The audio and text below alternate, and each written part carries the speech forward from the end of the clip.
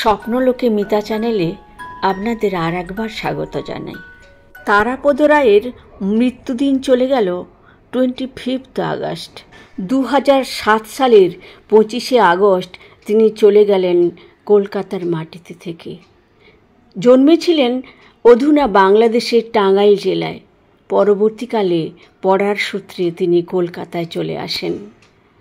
মূলত তাকে আমরা মজার শ্লেষাত্মক গল্প প্রবন্ধ লিখিয়ে বলে জানি, কিন্তু তিনি যে অজস্র কবিতা লিখেছেন এবং সেগুলো আপনার চিন্তাভাবনাকে প্রশ্ন তুলবে জানেন না বোধহয় অনেকে।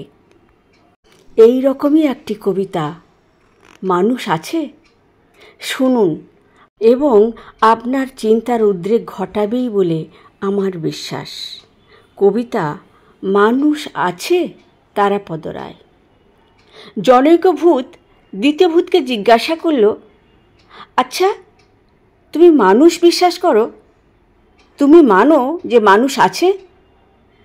দ্বিতীয় ভূত একটু ভীরু প্রকৃতির।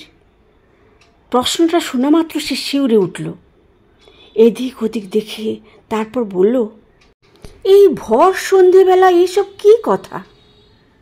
প্রথম ভূত এবার বলল, তাহলে তুমি মানুষ মানো, মানুষকে ভয় করো, বিশ্বাস করো মানুষ আছে। দ্বিতীয় ভূত কবুল করল, বিশ্বাস না করে উপায় কি?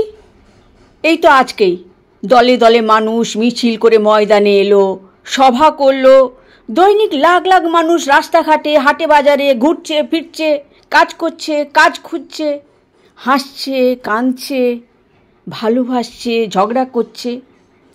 দ্বিতীয় ভূতকে থামিয়ে দিয়ে তার মুখের কথা কেড়ে নিয়ে প্রথম ভূত সরাসরি প্রশ্ন করল, কিন্তু কিভাবে বুঝলে যে ওরা মানুষ? ওদের বুকের মধ্যে তলিয়ে দেখেছ ওদের ভিতরে মানুষের মন আছে কিনা, মানুষের আত্মা, মানুষের বিবেক আছে কিনা? দ্বিতীয় ভূত সতর্কভাবে বলল, তত কাছে যাইনি, অতটা সাহস হয়নি। প্রথম ভূত অবশেষে মোক্ষম কথা বলল, তাহলে পুরোটা না জেনে এরপর আর কখনো বলতে এসো না, মানুষ আছে, মানুষ দেখেছি। বর্তমান রাজনৈতিক অবস্থার পরিপ্রেক্ষিতে তাঁর দ্বিতীয় লেখা দেখে নেব। ভর সন্ধিবেলা যারা গলির মোড়ে পথ আটকিয়ে দেখে নেব বলে চলে গিয়েছিল, তারা দেখা করতে আসেনি। কয়েকদিন অপেক্ষা করার পর পরস্পর জানা গেল কারা যেন তাদেরই দেখে নিয়েছে। বছরের পর বছর চলে গেল, সেই একই কাঠের চোয়াল, সেই বুড়ো আঙুলের মতো মোটা তর্জনী।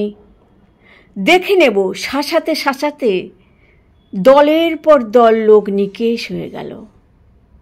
দলের পর দল লোক দল বদলালো, দলের নাম বদলালো, বারবার এসে শাসিয়ে গেল। দেখে নেব, তারা কেউ আর দেখা করতে এলো না।